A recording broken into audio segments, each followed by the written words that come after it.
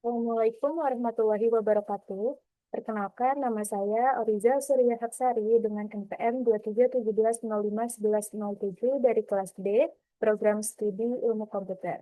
Pada kesempatan ini, saya akan menjelaskan soal pilihan ganda yang saya buat berdasarkan materi perkuliahan serta penjelasan mengenai proses pembuatannya dan jawaban yang benar.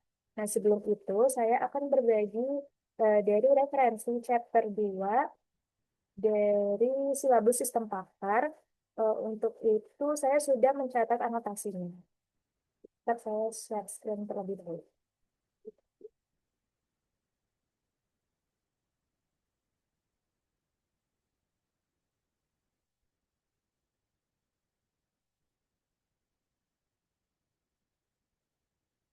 Jika di sini eh, saya telah membuat soalnya dan juga untuk informasinya saya dapat dari YouTube penilaian tugas dan kuis. Di sini tertera bagaimana cara kita menjawab soalnya, membuat soalnya, terus referensinya dari mana? Referensinya dari sini, di mana ini tuh didapatkannya eh, dari silabus perkuliahan sistem pakem. Nah, saya sudah membuat anotasi dari PPT chapter 2, the representation of knowledge, expert systems, principles and programming for edition. Nah, di sini saya sudah membuat anotasinya yaitu seperti ini. Nah, di sini anotasi saya terkait dengan PTT ini, yaitu di sini saya bacakan saja ya. Jadi, apa sih yang didapat dari bab 2 representasi pengetahuan untuk mata kuliah sistem pakar ini? Pertama, di bab ini menjelaskan bahwa logika adalah dasar penting dalam sistem pakar karena digunakan untuk menarik kesimpulan dari fakta-fakta yang ada. Logika terbagi menjadi logika informal seperti perdebatan di pengadilan dan logika formal yang lebih sistematis. Pentingnya logika terlihat dalam kehidupan sehari-hari. Namun manusia sering lemah dalam penalaran karena mencampur adukan makna kata semantik dengan proses berpikir. Oleh karena itu, sistem pakar harus memisahkan makna kata dari proses inferensi sehingga kesimpulan dihasilkan murni dari fakta. Nah, untuk maksudnya itu, kita bisa melihat dari uh, PPT ini, di PPT ini kan pakai bahasa Inggris. Nah, saya sudah menganotasikannya dari total yaitu 69 slides, itu sudah dianotasi setelah membacanya dan mempelajarinya di dalam anotasi yang saya buat menjadi catatan perkuliahan. Nah, selanjutnya representasi pengetahuan menjadi kunci keberhasilan sistem pakar. Pengetahuan bisa berupa data, fakta, informasi, atau pengalaman heuristik.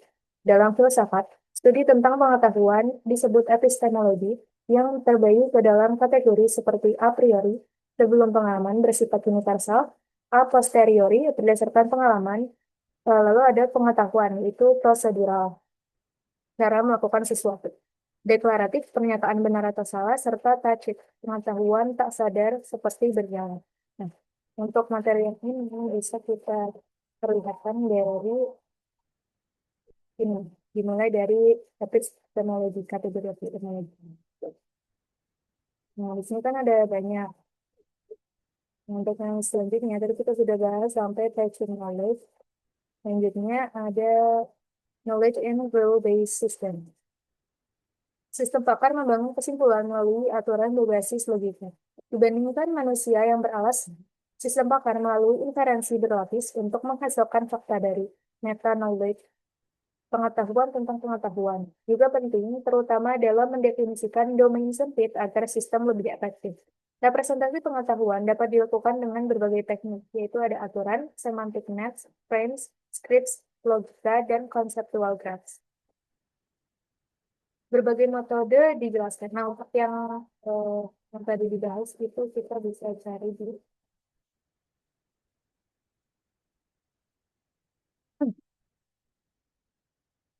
untuk selanjutnya this declare method of knowledge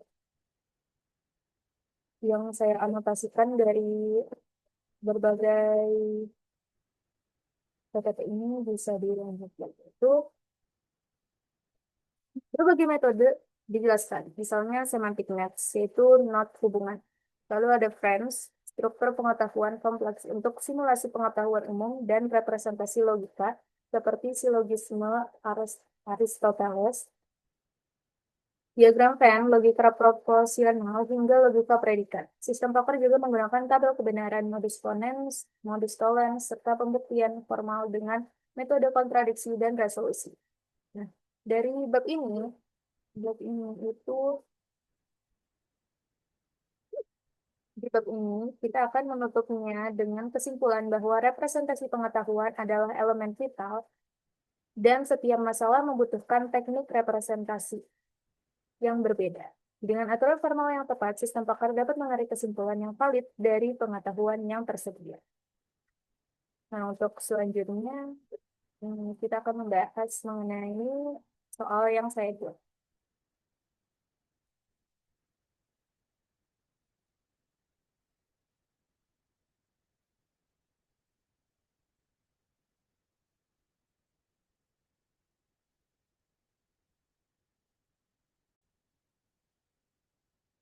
Lalu selanjutnya kita akan bahas mengenai soal yang saya buat ini ada di G4.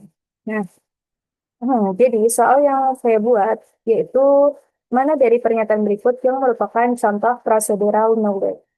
Apakah eh, pilihan yang opsi yang pertama mengetahui bahwa 2 tambah 2 sama dengan 4? Apakah opsi yang kedua mengetahui bahwa api itu panas? Apakah opsi yang ketiga mengetahui cara menjahit baju yang robek? Apakah opsi keempat mengetahui bahwa Socrates adalah manusia? Dan jawabannya mana dari pernyataan berikut yang merupakan contoh procedural knowledge, yaitu mengetahui cara menjahit baju yang robek. Selanjutnya akan dibahas mengenai bagaimana saya bisa menjawab pertanyaan. Kita mulai bahas dulu dari sebentar.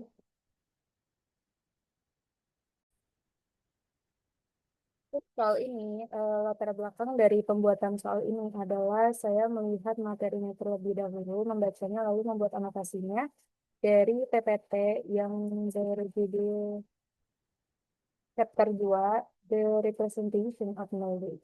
Nah, untuk tugas ini, saya mengambil referensi dari materi ini dalam mata kuliah Expert Systems atau Sistem Pakar. Nah, pada bab ini jelaskan tentang berbagai jenis pengetahuan, salah satunya procedural knowledge dan declarative knowledge yang dibahas pada slide yang mulai dari yang ke-9, yaitu categories of epistemology. Jadi ini adalah kategori dari pembelajaran mengenai epistemologi. Nah, di sini eh, dari soal itu kan dibahas mengenai procedural knowledge. Tapi dari opsi-opsinya ini tidak hanya dari procedural knowledge ya. Lalu di sini ada selanjutnya, yaitu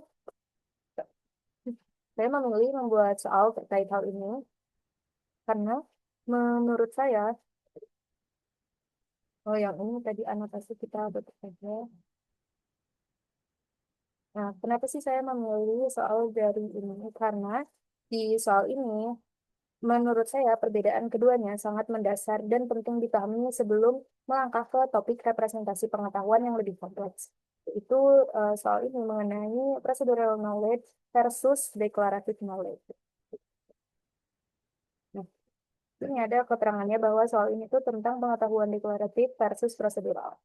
Selanjutnya, di soal pilihan gandanya, ini kan saya buatnya dengan berbagai opsi.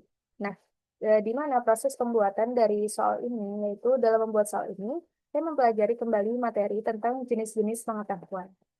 Masih ke chapter yang ini, di chapter 2 ini tentang the representation of knowledge.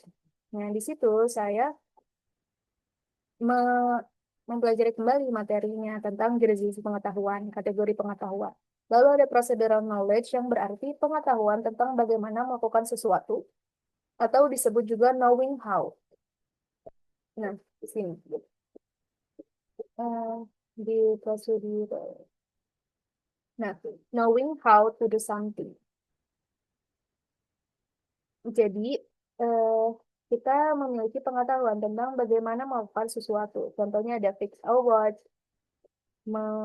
membenarkan, memperbaiki jam tangan, lalu ada install a window, memasang jendela, terus brush your teeth, menggosok gigi, ride a bicycle, mengendarai sepeda. Nah, sedangkan berbeda dengan itu bahwa declarative knowledge itu adalah knowledge that something is true or false. Jadi pengetahuan yang hanya menyatakan fakta benar atau salah atau knowing that disebutnya. Dari pemahaman ini, saya menyusun pilihan jawaban beberapa contoh declarative knowledge yang berupa fakta dan satu contoh procedural knowledge yang menekankan pada keterampilan nyata. Jadi di sini jawaban saya itu hanya satu yang contoh yang procedural knowledge yang menekankan pada keterampilan yang nyata. Sedangkan untuk ketiga opsi lainnya itu adalah contoh dari declarative knowledge yang berupa fakta. Nah, selanjutnya adalah penjelasan jawabannya. Jadi, jawaban yang benar adalah yang C, yaitu mengetahui cara menjahit baju yang robek. Di mana alasannya yaitu menjahit baju adalah keterampilan praktis yang menunjukkan knowing how. Knowing how itu didapatkan dari sebutan dari si procedural knowledge. Nah, di mana kalau kita menjawab opsi lainnya selain opsi mengetahui cara menjahit baju yang robek. Nah, di opsi A itu mengetahui bahwa 2 plus 2 sama dengan 4 itu termasuk declarative knowledge. Kenapa? Karena hanya menyatakan kebenaran matematika. Benar dong, hanya menyatakan kebenaran matematika. Untuk opsi B, mengetahui bahwa api itu panas, sudah jelas juga declarative knowledge karena menyatakan fakta fisik. Nah, yang terakhir adalah opsi D, di mana mengetahui bahwa Socrates adalah manusia, jelas fakta logis atau historis, sehingga juga termasuk declarative knowledge. Dengan demikian, hanya opsi C saja yang benar-benar menggambarkan procedural knowledge. Jadi jawaban yang benar adalah mengetahui cara menjahit baju yang robek dari soalnya itu mana dari pernyataan berikut yang merupakan contoh procedural knowledge. Nah, oke, mungkin itu saja yang dapat saya sampaikan. Demikian penjelasan saya mengenai soal yang telah saya buat, proses pembuatannya, serta alasan latar belakang mengapa jawaban yang benar adalah opsi C. Semoga penjelasan ini dapat memberikan pemahaman yang lebih jelas tentang perbedaan procedural knowledge dan declarative knowledge dalam expert system sistem pakar dari materi bab 2 chapter 2 yaitu The Representation of Knowledge. Sekian dari saya, terima kasih banyak. Wassalamualaikum warahmatullahi wabarakatuh.